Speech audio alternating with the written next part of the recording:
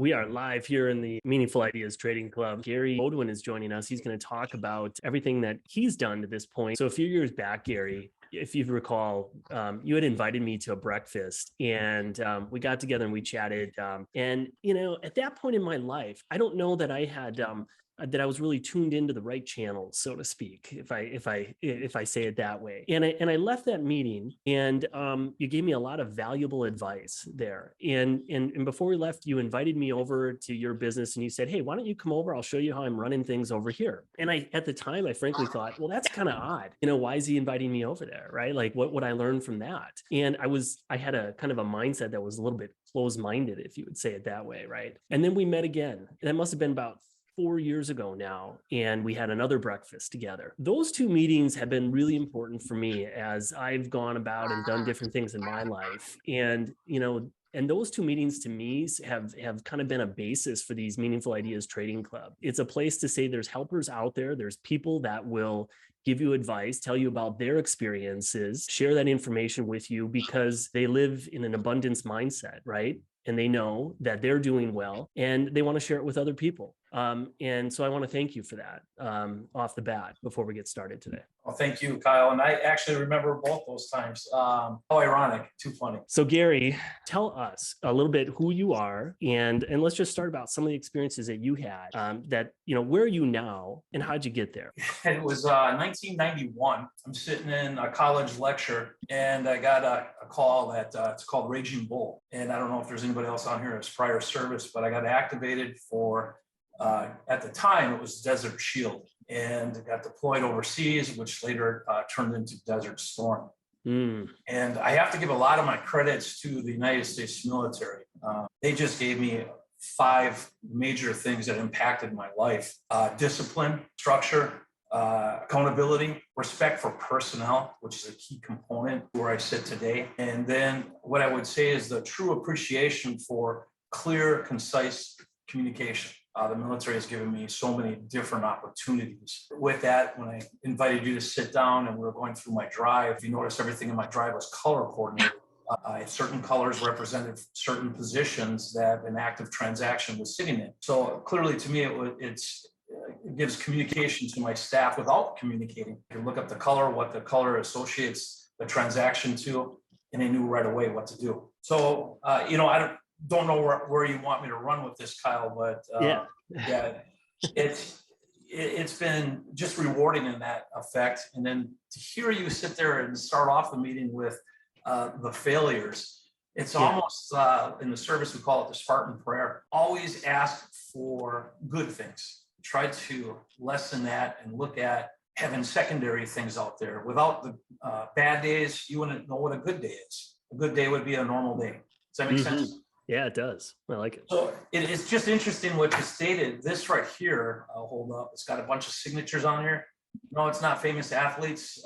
It's called I Dropped the Ball. I have balls in all 3 of my offices that we own throughout the companies, and it's actually employee signatures. Okay. Yep. The next level that we encased them, basically enshrining them around and throughout the office. So what I do when I walk in for a staff meeting, I'll come in with a magic marker and the ball, and we have fun with it. So we look at the position of, okay, what did you screw up? Who dropped the ball? I'm trying to be representative, and I'll fire it at them in the meeting, and I'll ask them to stand up and share what they screwed up, and to share as a whole, and not to shy away from it, but to share it, to have fun with it, recognize it for what it is. I have people that are just begrudgingly want to sign it, but at the end, they know that it's a sharing period for everybody and it's real. Sure. Not to mention my name's on here once or twice. Yeah. On this specific ball. It's always good to be a leader in that aspect and show and start it off, but you have to learn. And the definition of insanity, which we all know, doing the same thing over and over and expecting a different result. Well, in this case, having this is just a reminder out there that, hey, we learn from our mistakes, we grow as a team, we grow as a group. Discipline, structure, accountability, communication, and personnel. Did I get that right? Yes, clear Okay. communication. That's a big one. Yeah, clear communication. Yes. Right. And that's a great point, right? Another mentor of mine uses the term drive-by delegation, which is something that I've committed many times. If that ball was in my office, I've dropped the ball on communication many times because I'm the type that has an idea. I walk by and say, do this, and I walk away. That delegation sometimes requires more than that. Clear communication, right? Using your football example, it's the quarterback actually handing the ball off to the running back, right? It starts in the huddle. They discuss the play. They, whatever the call is going to be, they hike the ball, and you see the ball get handed actually off to the running back, right? You make sure that connection happens. Absolutely, 100%. And I got a little ahead of myself, and I apologize. A little bit of background. My partner and I, we own 3 title companies, and I own a real estate company, and we have a commercial holdings division that I own in residential real estate as well as commercial. All this has only been afforded to me, and it's given me the option to balance out the company in a soft market. If our market goes soft, the last thing I want to do is lay off the employee. I take it internally. I reduce what I need to do. I take it from the top is what I'm trying to say. And that's how it should be. I have to say in COVID, I have 37 employees, and long story short, they had more time, more vacation, they cleaned like a lot of people, but I continued to pay them all the way through as if they're there every day. And just looking at that, adopting that and making business changes with that current market. I mean, I'm looking now with Zoom, we're sitting here, and that's really become more popular simply because of the COVID era.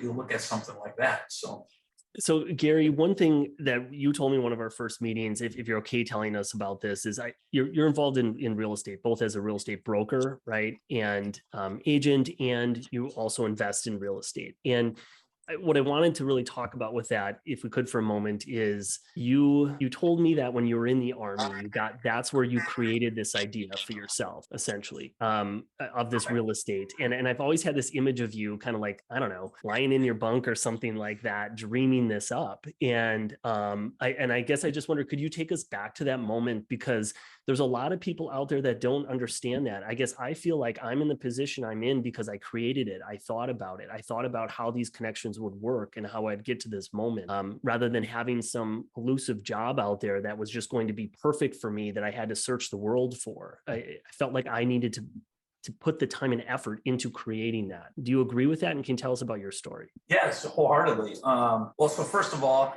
as a young man, I've been doing this 26 years now.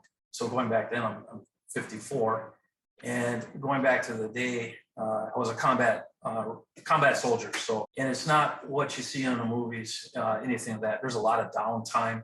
You're out in the field, you're gone, you're away from all your loved ones for months on end. Being deployed in Panama was an interesting scenario for me. You're in country. It's not like you could stop at a local Quick Trip. I don't even think they had Quick Trips back then, but it was rather interesting. Yeah.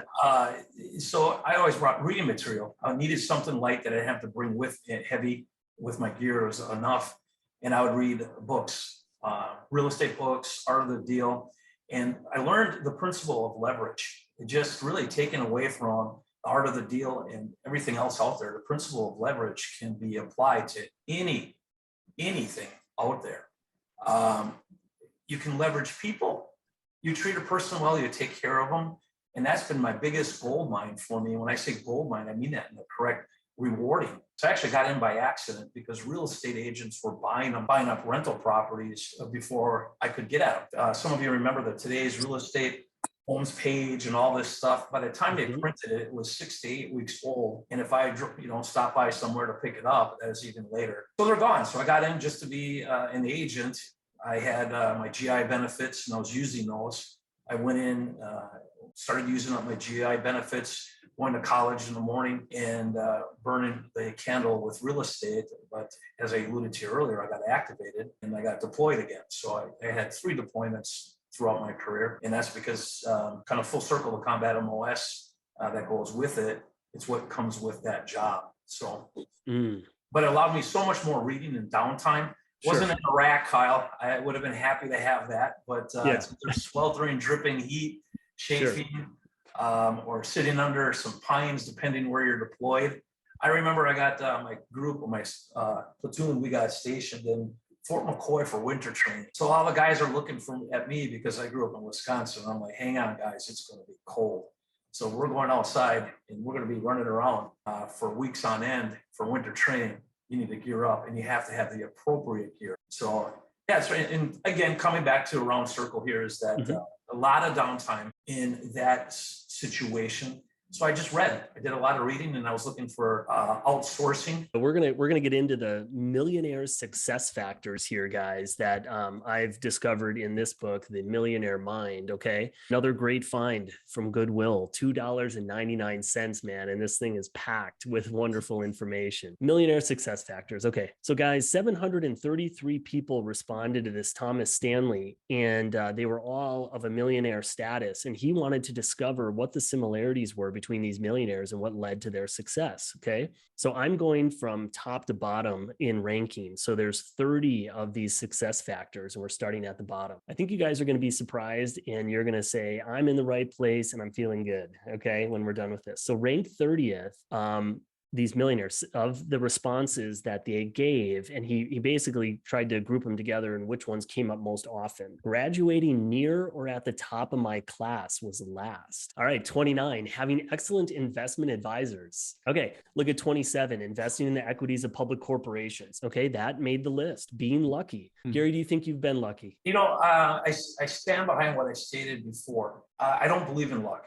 I just believe in that you need to put yourself in that environment. Whatever your industry is, you put yourself out there, you put your nose down, you go to work, it'll come to you. Okay, number 26, having strong religious faith, living below my means. How about ignoring the criticism of detractors? That's number 24. A top-rated college is ranked 23rd.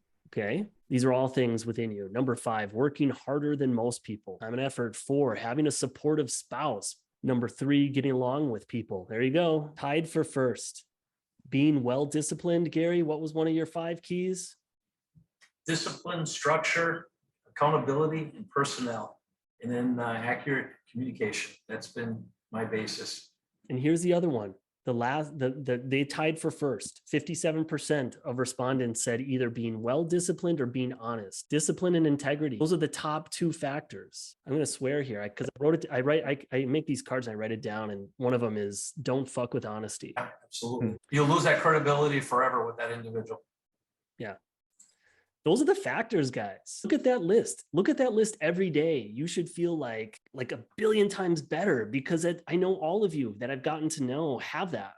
You all have that. All right, guys, that closes the Meaningful Ideas Trading Club for this week. We'll see you back here next week, guys. I'm going to talk about patents, copyrights, trademarks, all that jazz. So please bring your business ideas, or if you have friends that are having, crazy ideas, things they want to patent, copyright, all that jazz, bring it in. Jubin Dana, I know Andy, you know him, is going to join us and drill down on what you need to know about your businesses. So we'll see you guys there, and have a great week. Really appreciate it. Take care.